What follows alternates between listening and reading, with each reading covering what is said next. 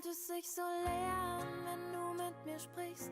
Warum fühlt es sich so leer an, wenn du bei mir bist? Warum fühlt es sich so schwer an, wenn wir nichts mehr sagen? Warum können wir nicht reden nach so vielen Jahren? Warum fühlt es sich so leer an, wenn du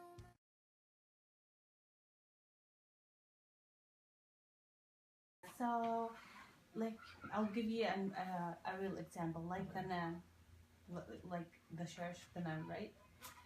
She wear a head cover. Why? Why she wear it? Just to feel closer to God. And this is exactly the same for me. I just wear it because I feel like I'm closer to God. I'm pleasing my God. This is my reason. Oh, long story. I was born in a Muslim family, but I didn't. My parents encouraged me to pray and read the Quran in Arabic, learn my religion, but they didn't force anything on me. They didn't force a dress code, or they didn't force. And you heard about the dress code today in the talk. But I was modest in the house. In like about 2001, for the 5 years before 2001, I wanted to go to Mecca. And Mecca is where we do the annual pilgrimage once a year. But there was something that always bothered me, that I wasn't wearing a scarf then. So I wasn't raised to wear it. But my own spiritual development led me to feel and understand that when I go to the mosque, I'm putting on this scarf and I'm putting on modest clothes and I'm praying, and I go to the mosque and I feel like, oh, I'm in front of God, so I'm dressing modestly and I'm presenting myself. And I realize that God is everywhere. He's not just in these four walls. So if I'm going to be modest in front of him here, then I need to be modest everywhere outside as well. And so God is everywhere you go. And so you're with him all the time. It's not the 5 daily prayers that you're coming and then you're presenting yourself to God. So for me, it was a very personal, spiritual awakening.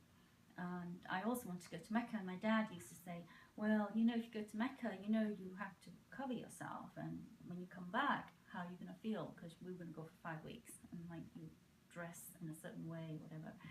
And so the Ramadan before that time I went to Mecca in 2001, I was just praying, and I was hearing lectures about modesty and everything, and how before even Islam, the Jews were also, by Moses, peace be upon him, was also instructed to cover and be modest. And so did Jesus Christ, peace be upon him. And if you see pictures of Mary or statues of Mary, she's always got a headscarf and a long cloak. She's never without a head cover. So it was something that all the previous messengers had, you know, instructed. So for me, it was like just natural that the last messenger, as I believe Muhammad to be, peace be upon him, and all of them, that continued the same tradition. So we lost it somewhere on the line, you know. So I just felt like I was doing whatever the Jews are doing, whatever the Christians are doing, and whatever the Muslims are asked to do as well. So after that Ramadan of soul searching, I started wearing it, and I felt odd at first, you know, when I was going out to the shops, and I felt like people staring at me, you know. And then after a while, I thought, I'm not doing this for people, I'm doing this for me and God, right? So then I got more comfortable, and then after I went to Mecca and came back, it was a done deal, you know.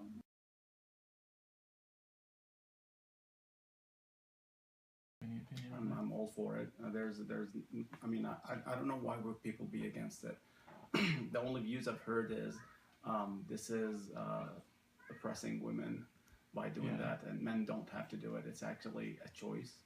Women choose to do it, to be extra decent, to be known, and it's in the holy book in the Quran that says they cover to be known that they're decent women that don't want to be bothered with anything else. So it's a symbol of decency. It's a symbol of attachment to religion, and I think it's a great thing. My thing is, like, whenever I'm there, you have all these girls over there. I'm not denying their beauty, but what it does, it takes me away from why I'm being there. You know, I'm sitting next to this girl, and, you know, she's not wearing the most modest clothes, and my pastor's like, why are you going to tell them not to wear, like, at least if they're going to wear it, might as well be here, you know, try, like, regardless, like, just come. That's you know, that was Christianity. But at the same time, it was kind of pulling me away. Not pulling me away, but it was like, oh God, she's fine. Like, you know, like, there's that thing because I'm a man, you know, and I asked myself that same question. You're covering yourself, like, oh, so, like, they're just lesser than you, like, oh, only we can be. But no matter how spiritual you are, I realized that men, or at least me, and I think a lot of others, we have a spot in our heart, or not a heart, but there's always going to be this animalistic thing, like attraction, you know. And so what it does is, you know, if your eyes aren't what gets you to heaven, pluck them out. And that's what it is, you know. Like, that's why people wear, and that's why nuns wear that. That's why Indian people, or in the Hindus, they wear modest clothes, you know, because you don't want to have people jump on that real, you know.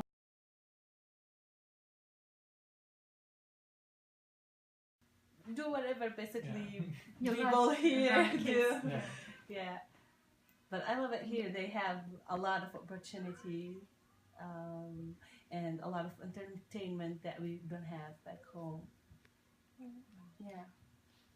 Everything, everybody else that's not a Muslim, you abide by what Islam teaches you, and the rest of it is just normal life.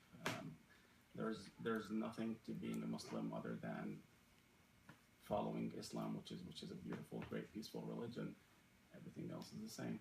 I still go to the park with my kid, go and practice taekwondo.